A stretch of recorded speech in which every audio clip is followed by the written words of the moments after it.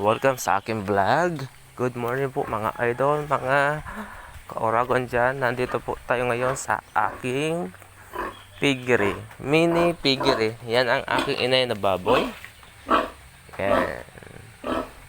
Nakatapos lang niya manganak at ipagbili na yung mga anak niya.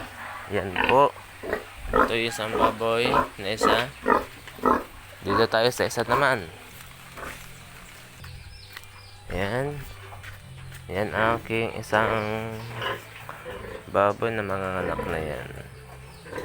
Mga anak na yan sa April 15. Buntis siya ngayon. Yan. Kakatapos lang yan kumain.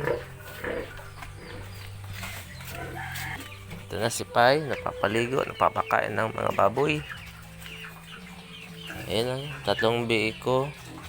Makain. At yung dalawa doon na malaki, ipapagbili na yun this coming April.